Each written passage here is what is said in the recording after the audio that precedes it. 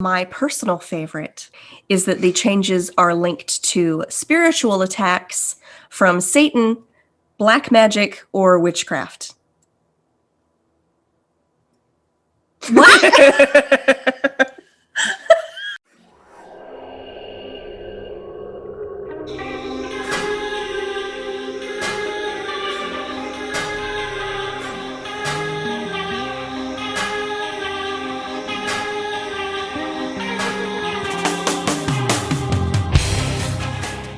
Greetings, creatures! I'm Rachelle. And I'm Kalie. And we are Paranoia Percentage. We're just two girls who are a little anxious about our world. We're fascinated by cryptids, machination theories, and everything weird. So if you like what we do here, don't forget to hit that like button. And subscribe to our channel.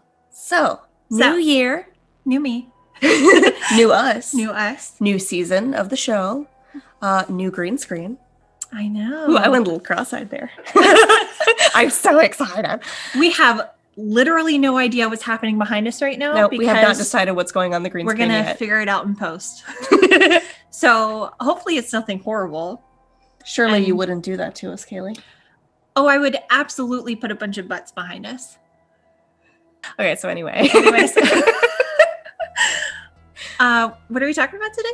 So today we're going to be talking about the Mandela Effect.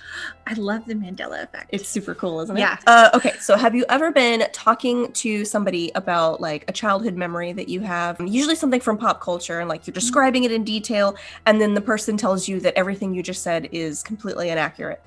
Yes, but usually that's because I've like drummed it up or something. But sometimes it's stuff that I feel like everyone knows. Mm-hmm. But then somebody else is like, no, that's not at all what it is. Yeah. And then we'll argue about it. And I'll be like, I'll prove you wrong. And then we look it up and I'm absolutely wrong. Yeah. So you probably experienced the Mandela Effect then, Kalie. Probably. Probably. I've experienced it a couple of times too. So the Mandela Effect is a phenomenon in which a group of people, whether it's a big group or a small group, it kind of depends on which memory you're accessing, remembers an event occurring that did not actually occur, or at least did not occur in the same way that they remember it. Okay, so like let's talk about a couple of examples of this, right? Probably the most easily recognizable is the famous Star Wars quote, "Luke, I am your father." Mm-hmm. Yeah, because that's the part of the movie where Luke is hanging on to the side and he's about to fall and he's hanging on and he's crying. And then Darth Vader walks up and he's like, "Luke, I am your father." And then Luke goes, "No." The no part I think is right, but yeah, Darth Vader didn't actually say that in the film. What does he actually say? If you go back and you watch it and you look at it, what he actually says, because he asks Luke, he's like, "Did anyone ever tell you what happened to your father?" And he's like, "Yeah, he told me you killed him." And he's like, "No, I am your father." He says, "No, I am your father," and not Luke, I am your father. Yeah, he never says Luke at any point. What? Yeah. But everyone knows it's Luke, I am your father. Yep. Yeah, it's a common delusion we all have. So that's a Mandela Effect. That's a Mandela Effect. Okay. Another good example of this, another notable example is from Snow White and the Seven Dwarves. Mm. When the evil queen, the stepmother queen, is like, "Mirror, mirror on the wall, who is the fairest one of all?" Except she said magic mirror on the wall.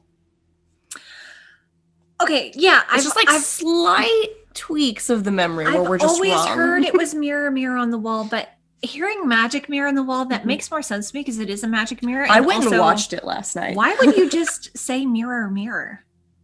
Exactly. Why would you? But yeah, that's what we all have been thinking for years. Jeffrey at the post office.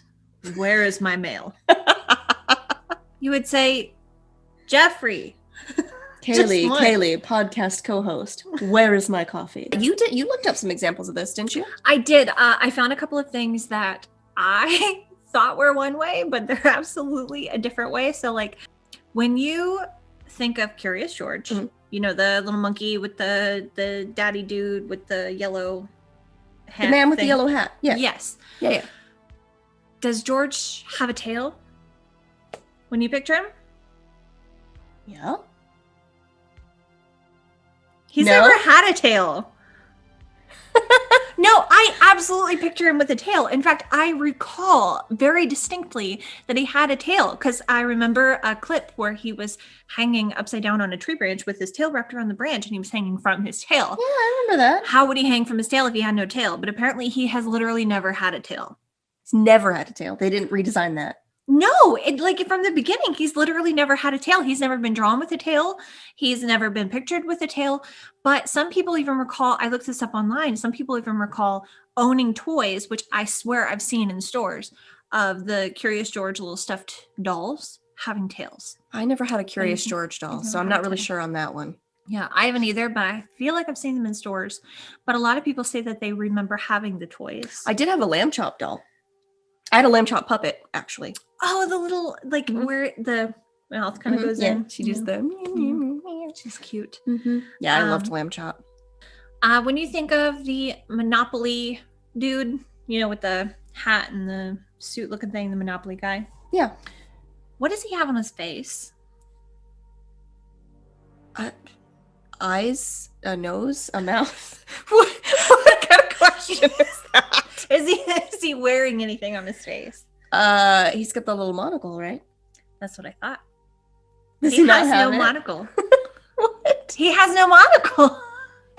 He's never had a monocle. You know the little eyeglass thing with the little chain thing? He's never had that. Oh wow, okay. I know. I thought he did. No. What's the next one? This is exactly what we're talking about though. Like, does this happen to you guys? Like, tell us in the comments. This happens to you guys too, right?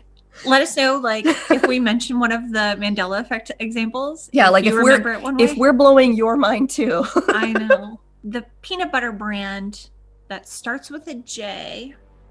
Jiffy. That's what I thought too. Jiffy. But it's never been Jiffy. It's always been Jif. No, it's not. Yep. It's Jif. J-I-F. And I swear it has always been Jiffy. Jiffy peanut butter. I remember it's because it's red and green. It's got the little bars and It's Jif. It's never been Jiffy. But I remember a commercial with a mom and a son, and the mom, like the kid is wanting a sandwich or something, and he's like, he pulls out the Jiffy peanut butter. She's like, oh, I'll give you Jiffy. But it's never been Jiffy. When you think of Pikachu, the Pokemon? Okay, so I did read this one, and it says that like a lot of people think of Pikachu having like a lightning bolt on his tail. Yeah. I never remembered that. Really? I always thought of it as like the bottom half of his tail was brown and then the top half of his tail was yellow. But I was really into Pokemon. I don't remember if the bottom half of his tail has brown or not. Whether I think it's it like, does. See, that might be a Mandela thing. It might be. It might actually be. I have no idea. But a lot of people think that the end of his tail is black, kind of like how his ears are. At the yeah, they've tips, got the they're little black tip. A lot of people think that it's also on the tail, but apparently it's never been on the tail. Okay, here's a super famous one that a lot of people, this is how a lot of people discover the Mandela Effect. The Berenstain Bears. Now, we talked about this one a little bit yesterday or the day before, and I absolutely don't remember what she remembers at all. So we think that we're from maybe alternate timelines. Yeah, but in your timeline, it's still a little crooked because some of the things that you remember aren't true.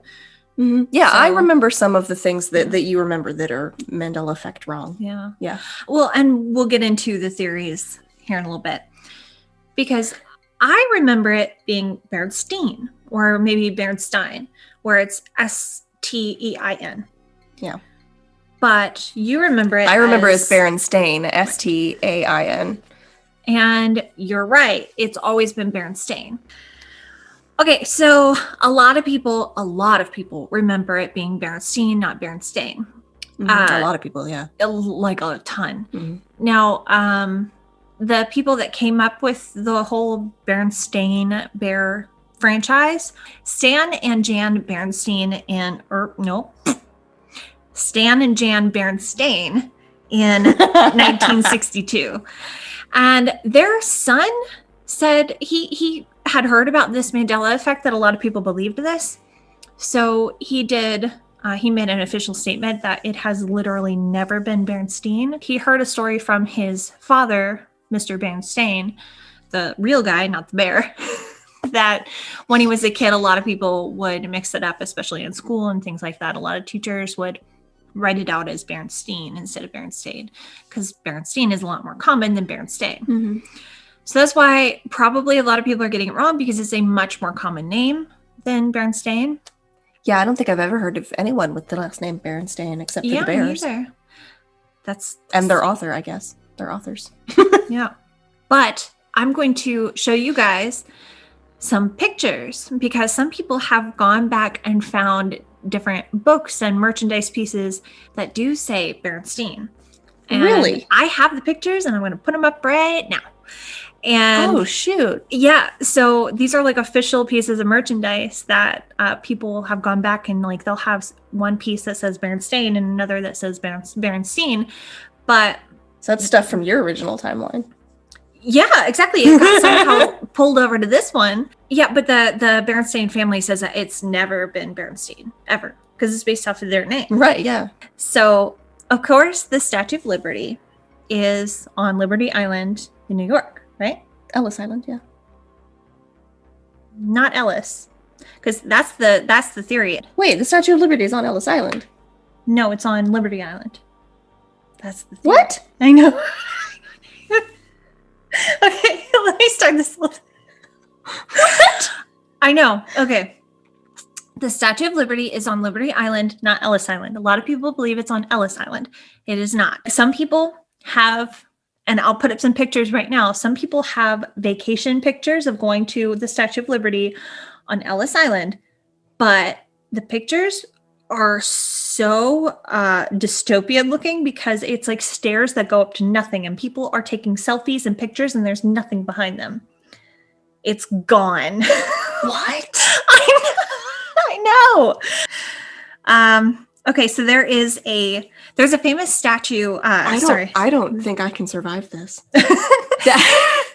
There's a famous painting, which I'll put up a picture of the painting right here, of the Statue of Liberty on Ellis Island. And it's a really famous painting, and it's clearly Ellis Island, and the Statue of Liberty is painted in it.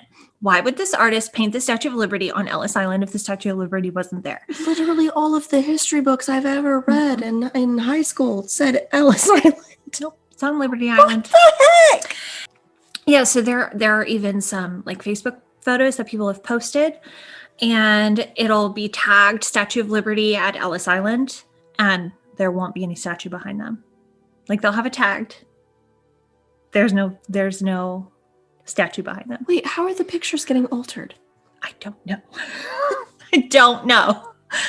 Another thing with the Statue of Liberty is that some people recall and even have pictures of themselves going up to the torch as like a tourist attraction. They'll go up to the torch and take pictures and everything. Yeah, you used to be able to go up to the torch, but you can't anymore. Not since World War I.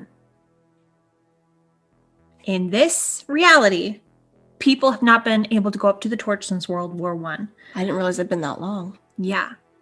But people recall going to the torch. People have pictures of them going to the torch. But nobody's been to the torch since World War I. Then how do they have pictures? Exactly. Because they're saying... If the pictures exist, let's see the pictures. Do you have pictures? Yeah, I'll put them up. I have pictures. So, mind-blowing? Yes. Insanely mind-blowing. Okay, so why do things like this happen? Where does this come from? I don't know. Maybe our brains are all broken.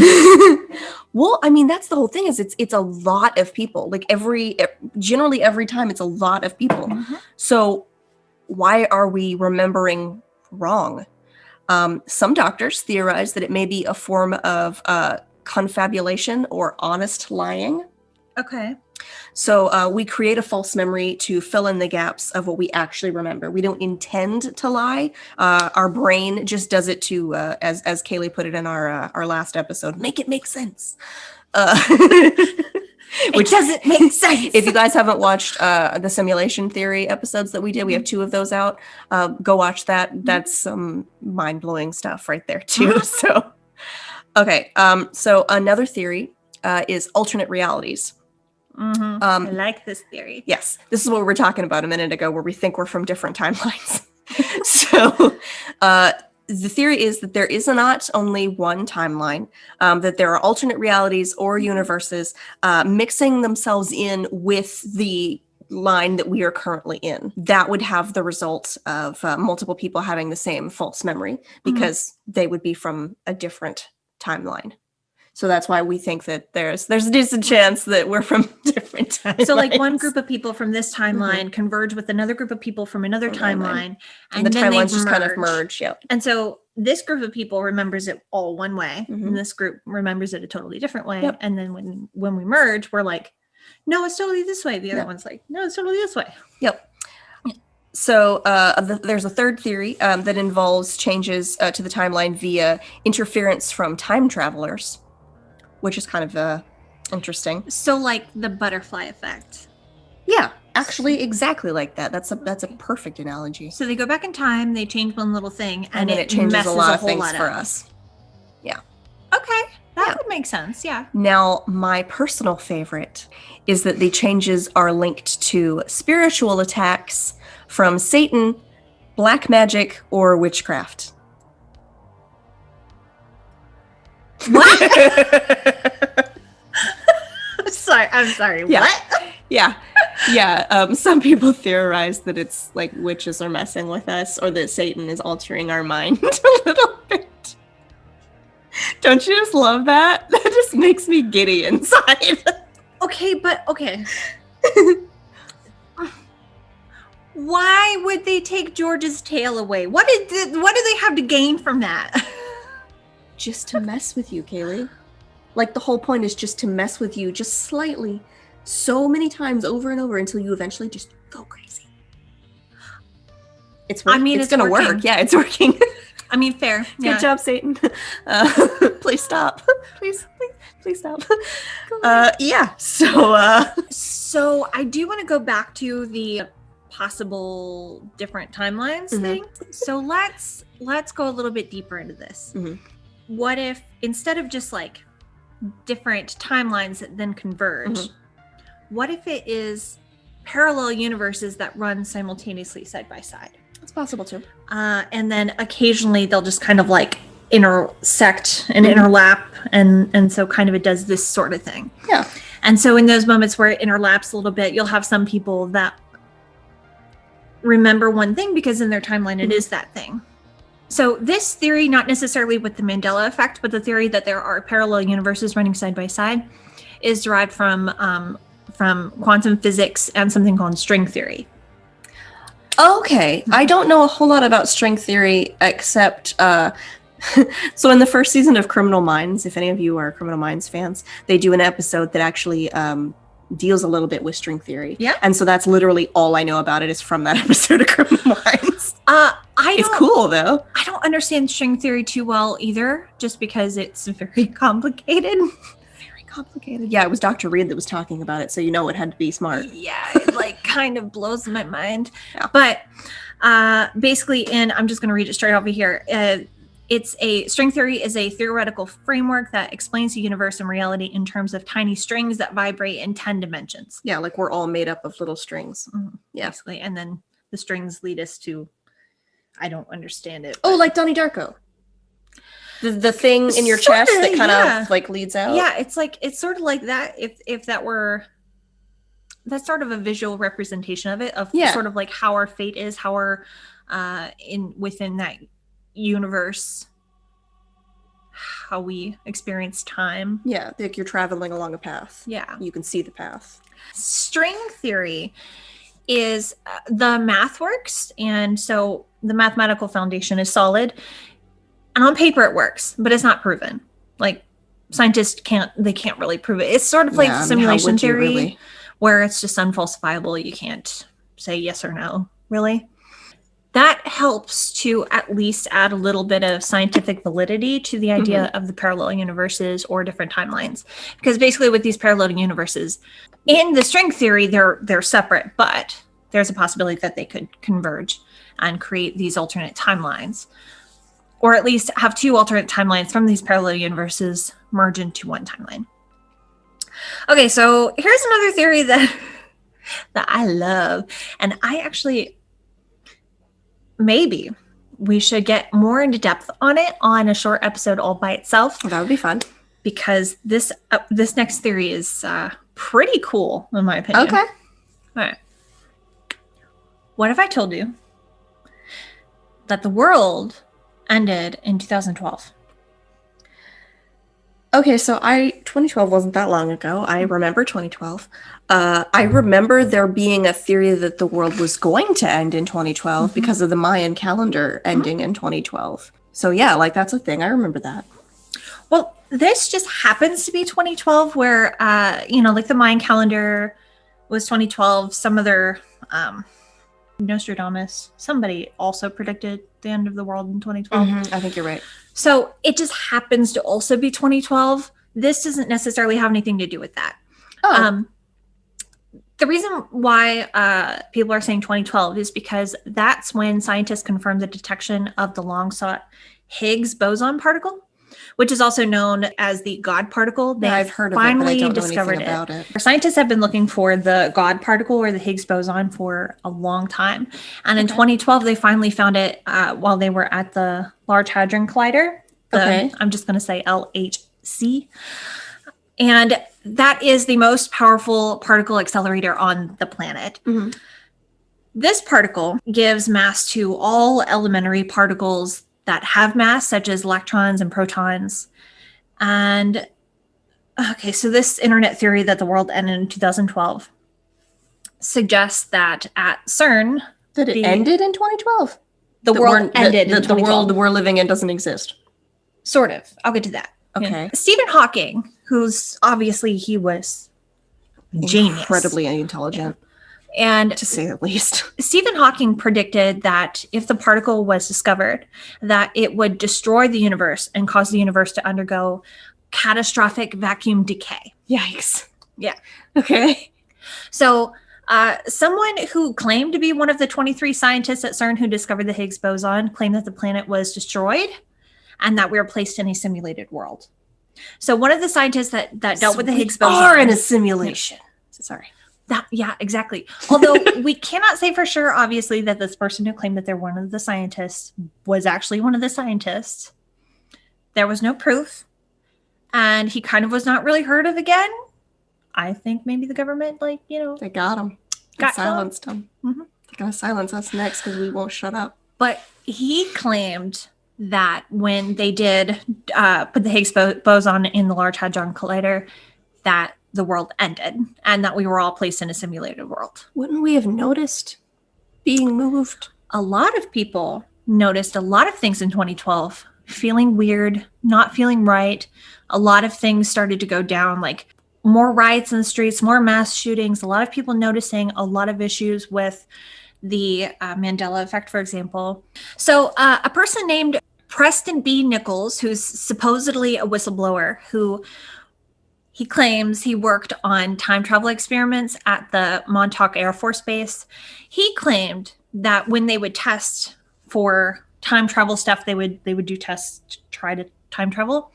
He said that they were not physically or mathematically able to get past 2012 because they could not find a future beyond it. So, could CERN have accidentally created a black hole, as Stephen Hawking predicted, that we would just go into horrible, catastrophic decay, that sucked us up? Because black holes, if it's right here, we would not notice it. It would be immediate, like way faster than anything we can even imagine, being sucked into a black hole. And then did our destruction shift our consciousness to another universe or a simulated universe? Who would be creating the simulation, though, if we all went into the black hole? I think in that case, it would probably be like our world leaders and scientists and stuff that would have created it too. They didn't go into the black hole too?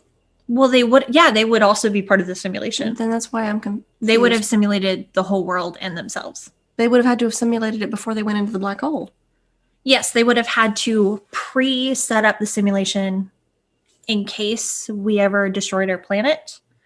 And in this case, maybe the Higgs boson particle at CERN destroyed the planet and maybe our whole universe. Therefore, we had to be put into a simulated universe.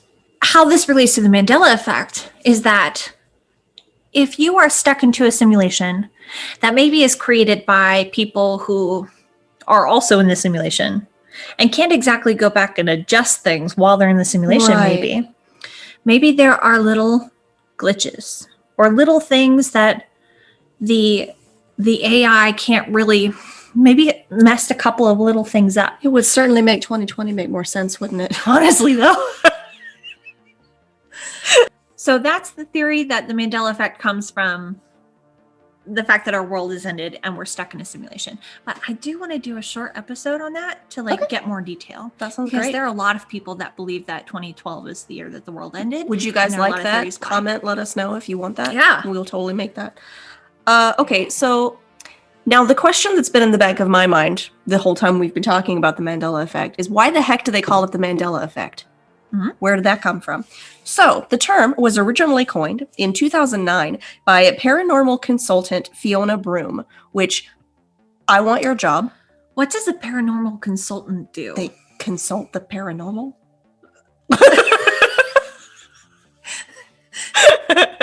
I don't know what a paranormal consultant does, but your job is awesome. So she was at a conference talking about how she remembered the death of Nelson Mandela in a South African prison in the 1980s. Okay. She's describing press coverage of this event as well as a speech that his widow made upon his death to the public. The problem is Nelson Mandela did not die in the 1980s. He lived until 2013. I thought it was 2012. Maybe it is 2013. 2013, according Okay. to my notes.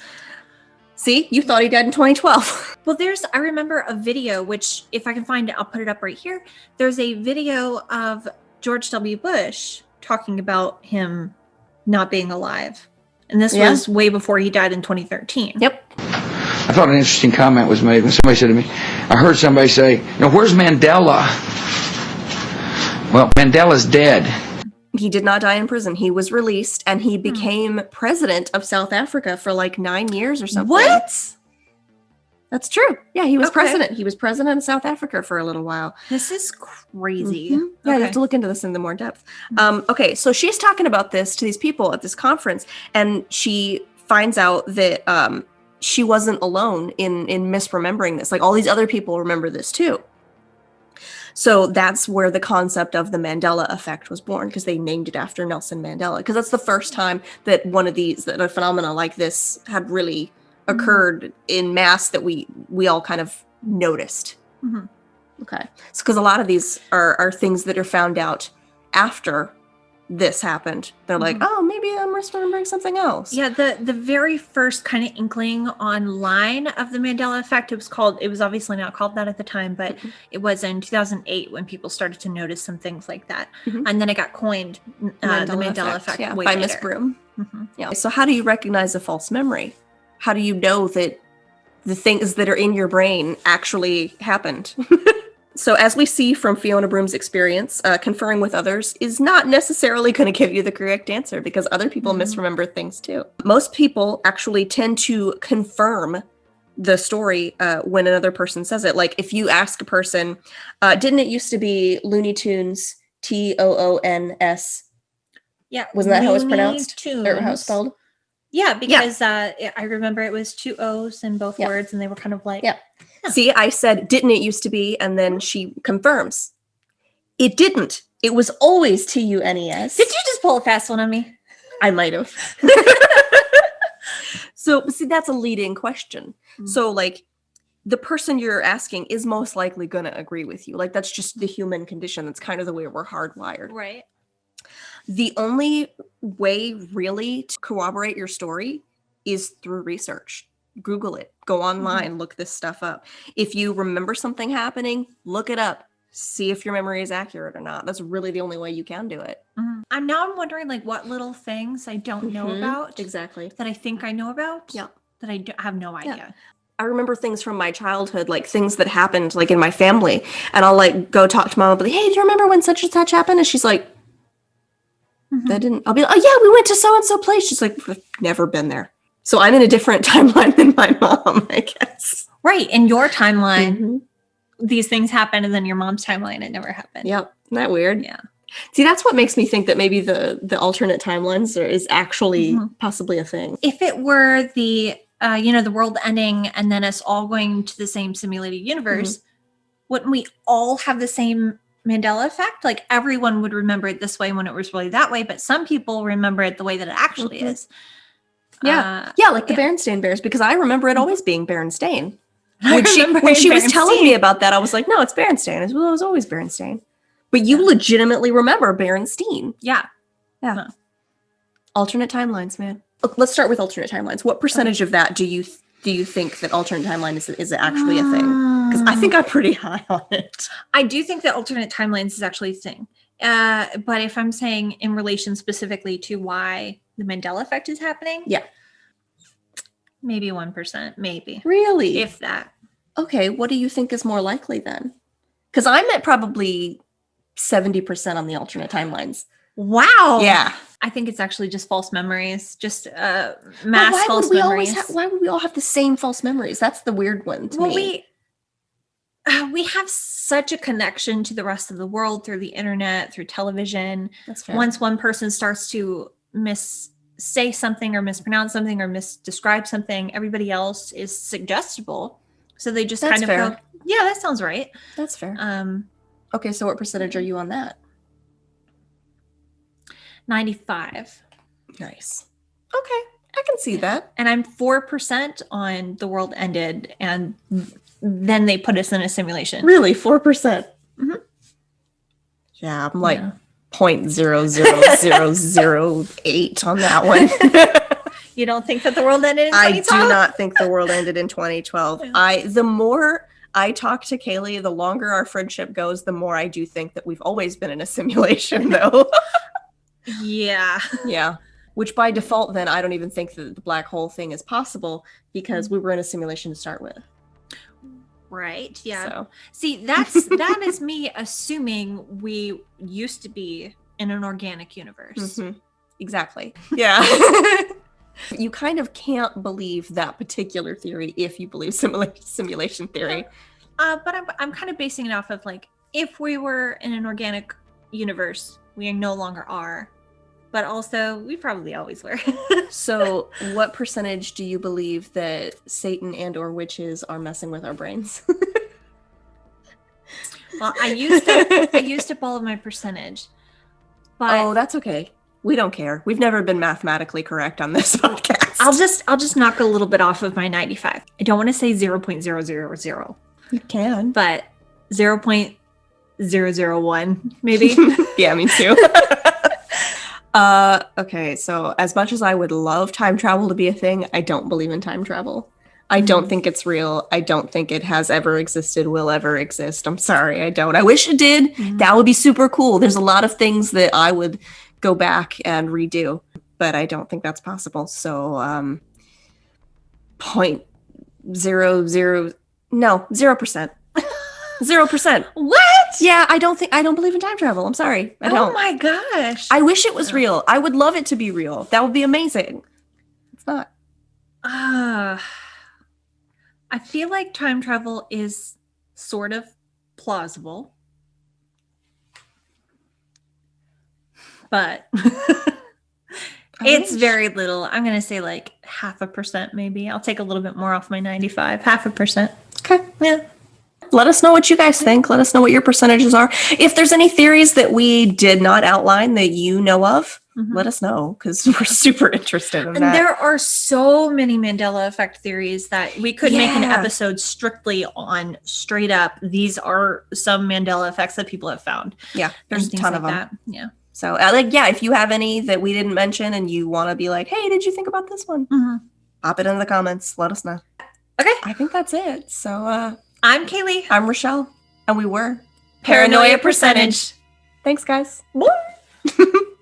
You can find us on Twitter at Paranoia Percent, Tumblr as Pdubs Podcast, and Facebook and Instagram as Paranoia Percentage. This has always been an issue. They're just there. I can't help it.